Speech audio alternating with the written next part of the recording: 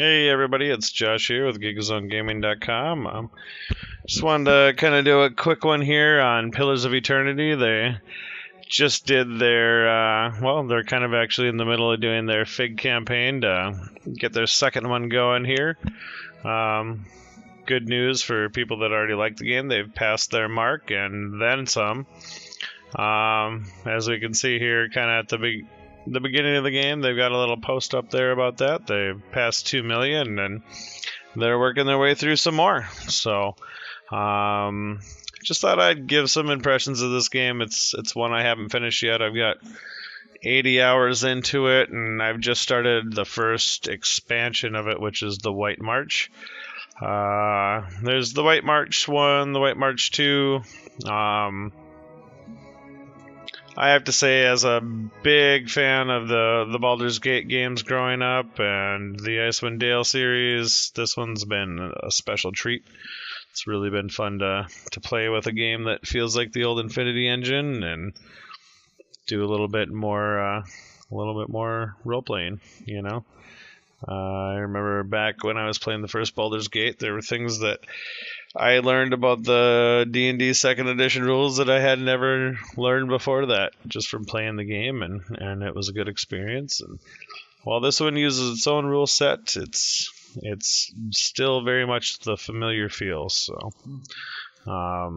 just kind of traveled to the White March. I've done a few things here, and now I've kind of wandered into this ice cave and just kind of see what it holds for me. So let's find out. So these Lagotheth here are these horrible four-legged humanoid amphibian guys that apparently all have some kind of natural talent for magic. They've been a real pain in my butt since I started this expansion here. Found it best to kind of draw them out a little bit, which, that's a tried and true tactic from all the old Baldur's Gate games, but this one it seems even more pertinent. So we're going to go ahead and take my scout and throw her into scout mode and see if we can't turn the tides in our favor here a little bit. Now, something that's a little bit interesting about this game is some of our characters here, they've got skills that can only be used in combat. For instance, my priest has a blessing spell, which is an awesome buff, as most role-playing game aficionados will know. But the interesting thing in this game is it's only going to work in combat, so I can't buff before combat. I actually need to get into it before I can use it, which makes things a little bit tricky. There's quite a few spells that you just can't cast until you're in it. So I think Fireball I could actually throw over there if I really wanted to risk my mage getting that close and starting the battle, but I think I'll start things off with a nice heavy-handed arrow here and see what happens. Okay, so now she's drawn her bow, the arrow's in flight, looks like combat has begun. Go ahead and pop that blessing.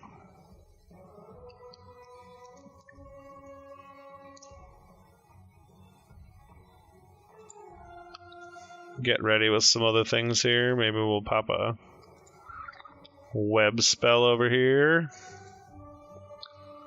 Get her out of the way. Perfect. So one of the really cool classes I found in this game is this Chanter class. The nice thing about the game, there's plenty of characters that have their own stories and motivations that you can bring along in your party, but you can make your whole party if you want right from the get-go. I found Kana. He's an awesome Chanter. He basically has a whole slew of different chants that he can basically pull off the whole time, whether he's firing a crossbow bolt or swinging a great sword. He's constantly chanting, so it kind of brings the bard class to a newer and even more powerful range there. So he's one of my faves right now.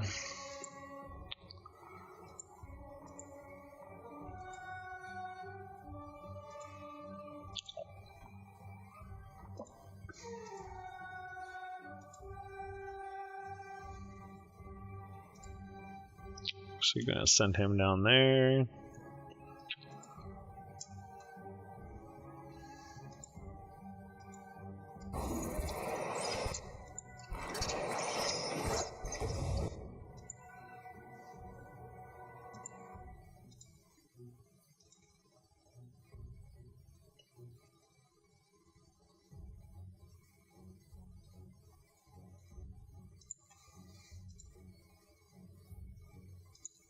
Get some chain missile action going on here.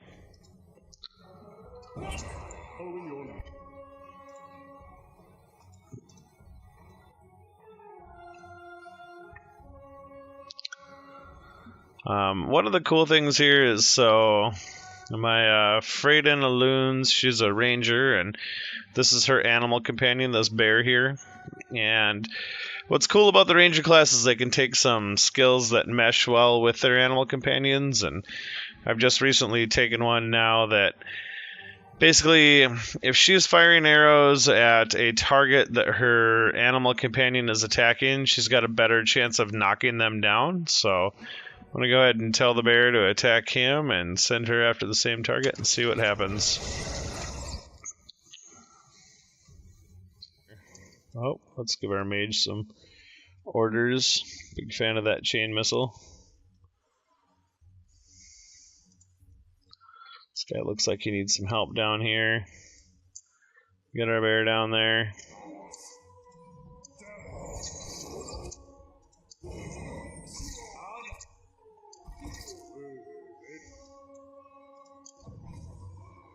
Nice. Victory is ours. So something else that's a little unique about the series is everyone's got health, obviously, their hit points. But then that's known as their endurance. And everyone's got some endurance points that is basically their kind of temporary HP that affects them each battle, and then they've got their actual health level, which we can see here is this 586 out of 718 on Aloth here. And that's the green bar running up the side. And basically what it means is everyone's got endurance, that are their hit points for the battle. Health is how long they're going to be able to keep regenerating those 180 hit points before they're going to need to rest again. It makes for a pretty unique feel of the gameplay. You don't just worry about health potions and such. It brings a lot of other aspects into it: food, water, rest, things that would be important to an adventuring party all around. So go ahead and take our well-earned loot here, and let's avoid that guy for now.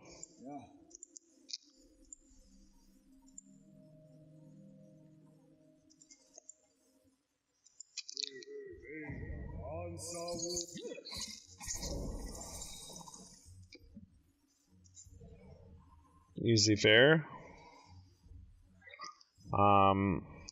Another thing that they've added to this game is, so basically anytime you loot, you can just, instead of having to micromanage everybody's inventory and say, oh, well, this guy's only got this much and he can only carry that much, you can just take all it, puts it right into your stash, which is actually placed away from your party. It's in another part of the world, which I felt when the game came out kind of made things a little too easy. I'm one of those weird guys that kind of enjoys inventory management to a certain degree, and I was happy to see later on as the patch came out that one of the options that you can take is to actually make that inventory, that stash, inaccessible unless you're nearby a place where you can access it.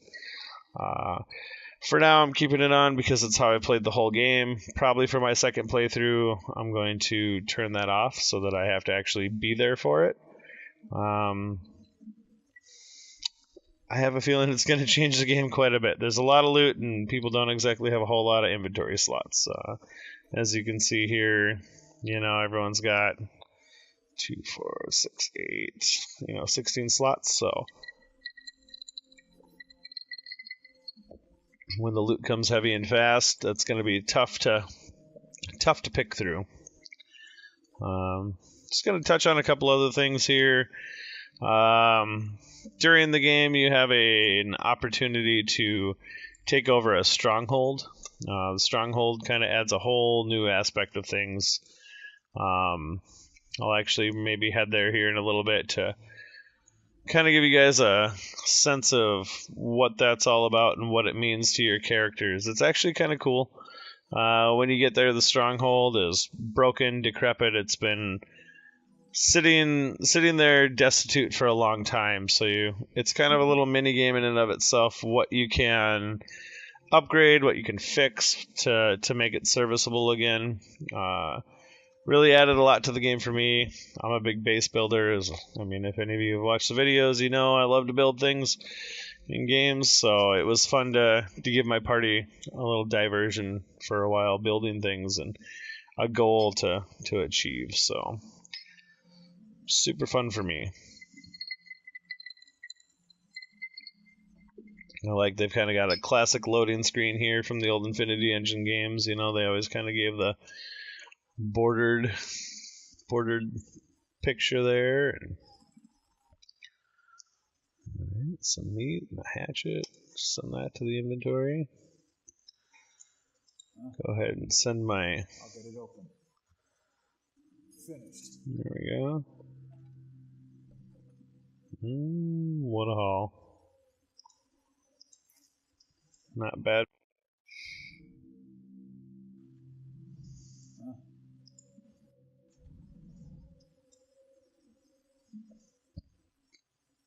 Okay, let's back them off a bit. Right.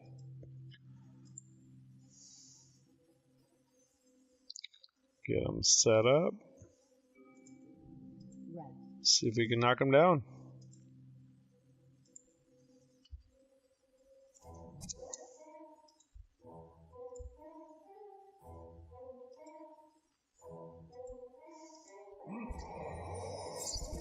Yeah, there's always a bunch more, that's for sure.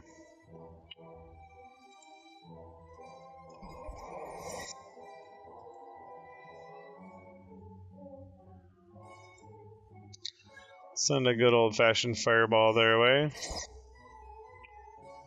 Ooh, they paralyzed the hell out of us.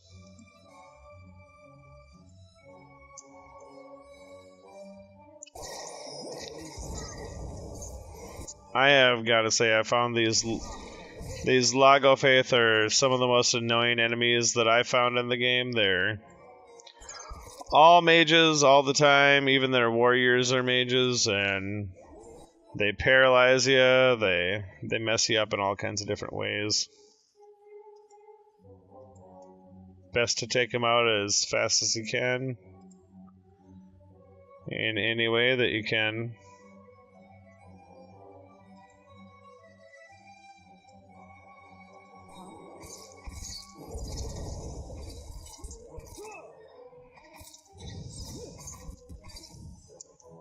Oof.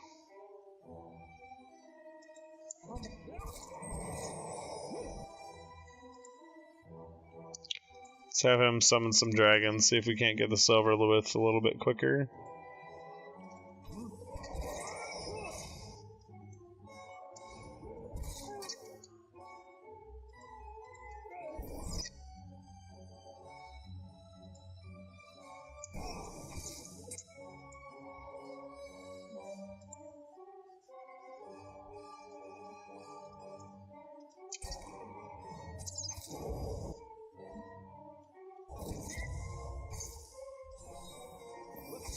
Take them out, boys.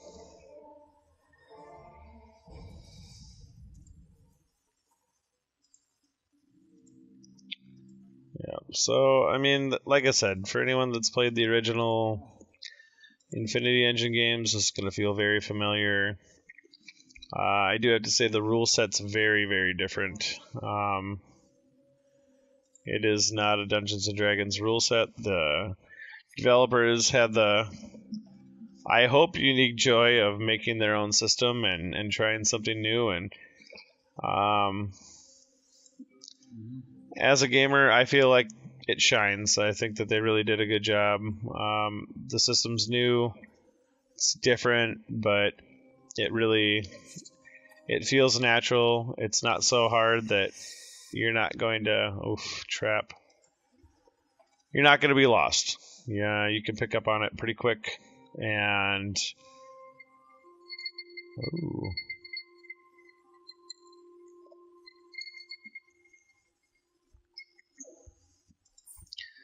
You're still going to be constantly rewarded for exploring, which that's always a big win for me in any game that I play.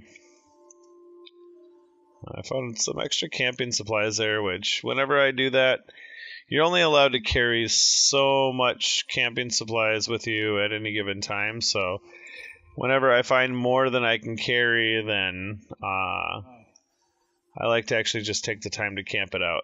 Let's see if we can do that. Camp screen's pretty awesome. I mean, everybody gets to pick a different camping bonus, something that's going to help them for the next 8 to 16 hours of their choice. Healing multipliers, movement bonuses, racial accuracies. I've kind of got mine set to a lot of damage reduction. I just figure you can't go wrong with it. I have my ranger set to movement 2 because she's always the one that I'm sending up in the front to start the battle and run back. So I want her to be fast. So we'll go ahead and give him a rest. Met with one of those very nice, very calm camping screens. Hope nothing goes wrong. Looks good. Steady does it.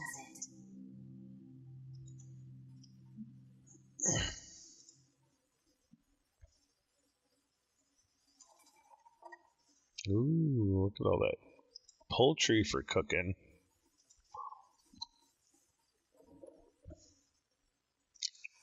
So what it looks like I've come up across is the caravan that someone in the village actually had tasked me to find.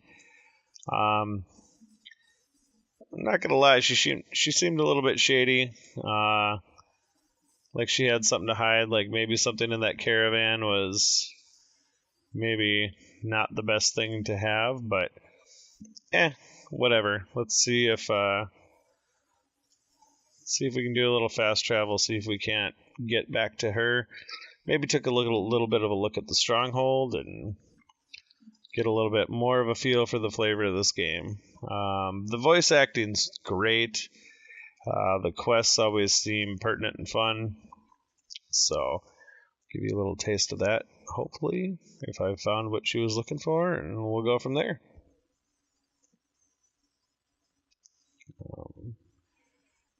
Anyone that's played the game, feel free, throw something in the comments there. Let us know how you felt about it.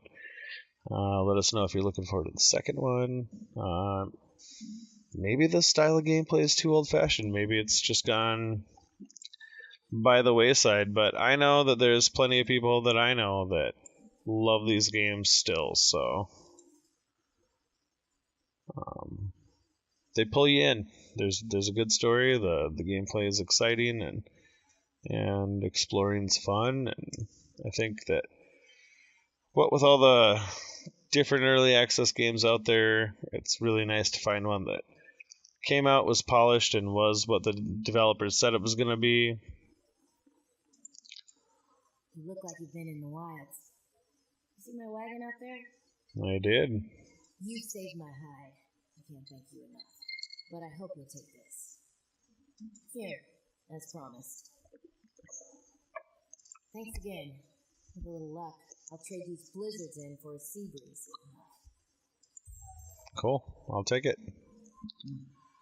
Let's go. We'll go take a look at our stronghold. Give you a little tour around there. Actually, what we're seeing here is up in the top left. If you didn't catch it, was one of our quests has been accomplished. You can't bring everyone with you all the time, and to keep those characters from falling by the wayside and becoming useless, they've actually written in a nice little mechanic into the game where they actually offer quests to your followers back at that hang out back at your stronghold. As we can see here, there was a quest that came up. I got to read the contents of the quest, decide which one of my cohorts back at the stronghold might be best for it, and sent them off to adventure on their own. It looks like Sagani, who was a ranger that I picked up along the way, explored the ruins of Ibril's Well extensively, found a wide array of dangers in the ancient city's crumbling homes and palaces. Though the Pugra had always been hostile to outsiders, Sagani was able to speak with them and realize that they were being mentally controlled by someone else. The source of the increased attacks was an Orlan cipher who had been disowned by her father and subsequently banished from the Twice Split Arrows. Especially skilled at mental domination, the cipher was using the Pugra, her children, to make a small fortune on unlucky travelers. However, once Sagani drew her out into the open, the overconfident cipher was quickly defeated.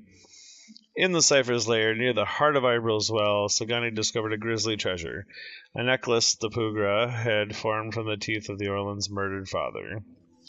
And so, they earned some experience, some money, and a pretty badass necklace there. Fortitude 18 is pretty awesome. So, that's nice to know. Glad it happened. Let's get back to giving you that tour of our fortress, and we'll call this episode an end.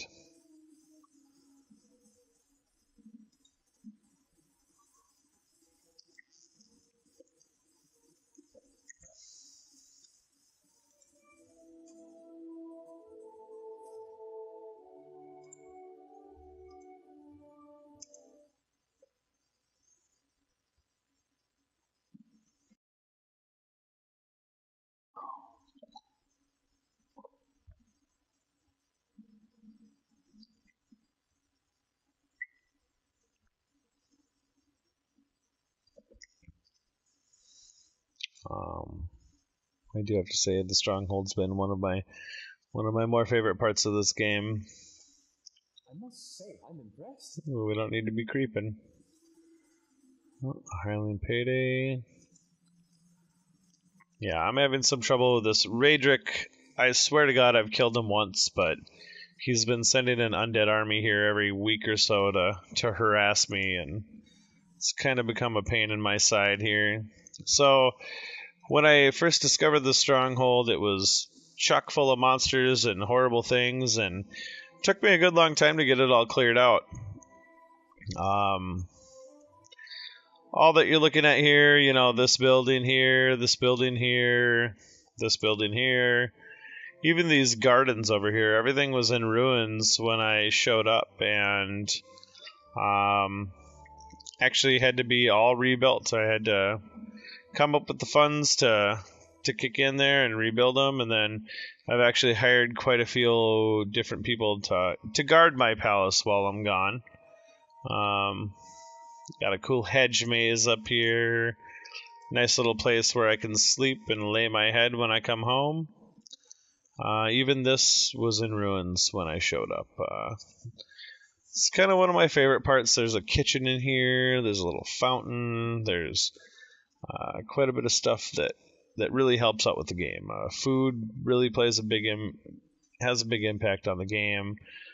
There's a library down here. All of this was one big dungeon when I showed up, and now it's just a place I call home. It's got its own NPCs that are doing their own thing. Here's the fountain I was talking about. This was all laying in ruins when I found it. Head on upstairs, and we've got nice little bank of rooms for everybody to sleep in. A whole new set of resting bonuses that you can take just for sleeping here, and that's all dependent on what you've built, what you've achieved with this fortress. Go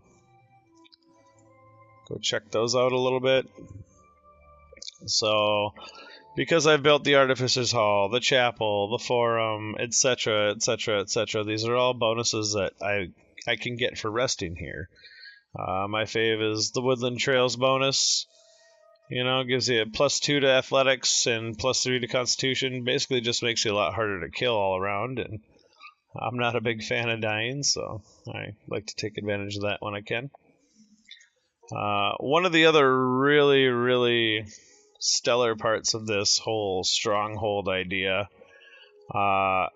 is that this stronghold used to be ruled over by another lord of sorts, and he had gone a touch crazy, I guess, to put it nicely. Let's get out in the yard here. We can tell a little bit more of that tale. It turns out that this stronghold had been ruled even aeons before that man by an even more powerful being, and that being had dug out a dungeon beneath it. So when you show up here, you see these stones, these weird standing stones that surround the chapel, and you know that makes sense. It's a chapel. There might be some odd stones around there. But if we dig a little bit deeper, we'll take our same party with us. What's actually below is this nest of dungeons that just drives deeper and deeper, and you can see kind of these standing stones are actually the very tips of the fingers of this enormous statue made of magical stone that lies beneath the ground here. So I've been down so far as to discover his head, his torso, his other hand, and I guess it goes down quite a ways. I guess I've discovered, it looks like 8 levels of it. I think that there's 15 based on the achievements available to you in Steam. But it provides a nice little diversion. So you get sick of questing and helping people, just want to go on a dungeon crawl, find some cool things, come on down, right below your fortress, you've got this pretty epic place to go discovering new magical items and grab some experience points on the way. I know it was one of their Kickstarter stretch goals, and I'm really glad that they made it happen, because it's led to some pretty great stories here in the game. So I guess, that's kind of that. I'm going to leave you here. I'm going to do a little bit of exploring in my dungeons and have a little more fun with this epic, great game, this awesome throwback to the golden age of computer RPGs for us kids that grew up in the 90s. And, if you're interested, let us know. If you've got something to say, throw it in the comments. And if you're ready for Pillars of Eternity 2, go ahead and check out their Fig campaign. We'll throw a link down below there, and hopefully you'll give them a shot, because that's great stuff. So again, this is Josh for Gigazone Gaming, and thanks for watching.